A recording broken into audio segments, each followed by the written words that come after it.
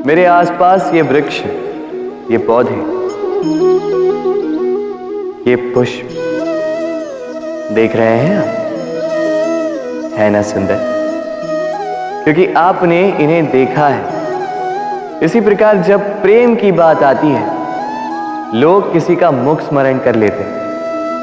ऐसी आंखें, वैसी मुस्कान, तिरछी भ्रूकुटी, घने केश, पर क्या यही प्रेम का अस्तित्व है? नहीं, ये उस शरीर का अस्तित्व है जिसे हमारी आंखों ने देखा और हमने स्वीकार कर लिया। परंतु प्रेम भिन्न है। प्रेम उस वायु की भांति है जो हमें दिखाई नहीं देता, किंतु वही हमें जीवन देता है।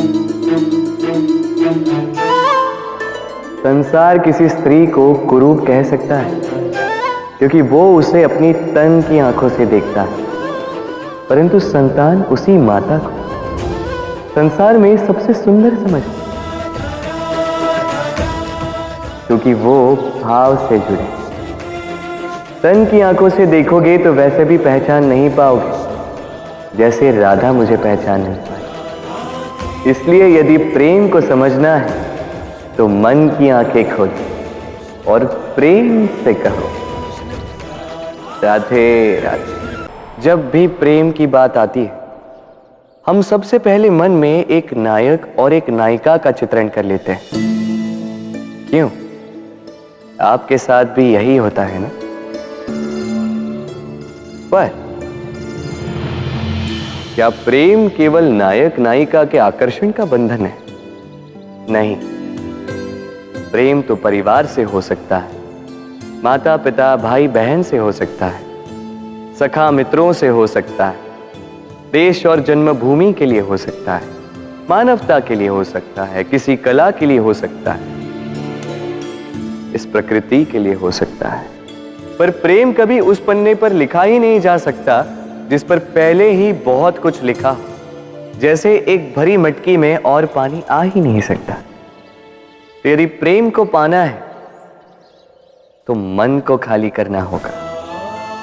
अपनी इच्छाएं, अपना सुख सब त्याग कर समर्पण करना होगा। अपने मन से व्यापार हटा दो, तभी प्यार मिलेगा। और मन,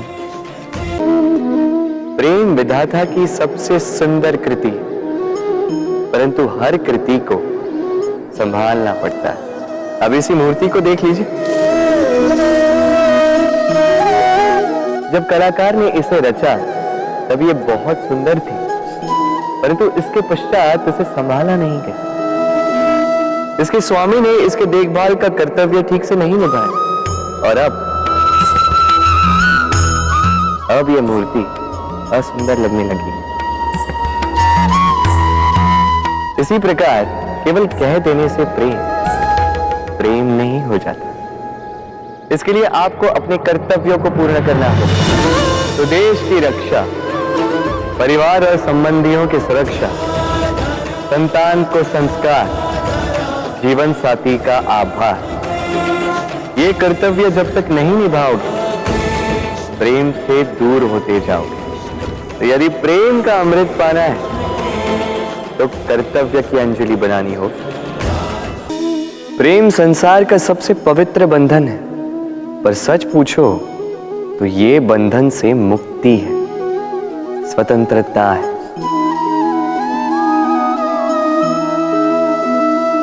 नहीं समझे? समझाता हूं। यदि कोई आपका प्रेम ठुकरा दे, यदि कोई आपका प्रेम समझ ही ना पाए, तो क्या होगा? कुछ उदास हो जाएंगे, कुछ छल करके प्रेम पाना चाहेंगे, तो कुछ बलपूर्वक प्रेम पर अधिकार करना चाहेंगे। किंतु यह आवश्यक नहीं कि जिससे आप प्रेम करते हो उसे भी आपसे प्रेम, क्योंकि प्रेम कोई वस्तु नहीं है, न राज्य है न धन जिसे आप बल से अपने वश में कर सको। प्रेम वो शक्ति है जो आपके लिए हर बंधन तोड़ सकती है, किंतु स्वयं किसी बंधन में नहीं फंसती। तो जिससे भी आप प्रेम करते हो उसे स्वतंत्र छोड़ दीजिए, क्योंकि स्वतंत्रता ही वो भाव है जो जीव को सबसे अधिक प्रिय है। प्रेम सच्चा होगा तो उसे अवश्य समझ में आए। तब तक के लिए निस्वार्थ भाव से प्रेम कीजिए। स्वार्थ हट जाएगा तो प्रेम आ ही जाएगा और मन प्रसन्न होकर बोलेगा, राधे राधे।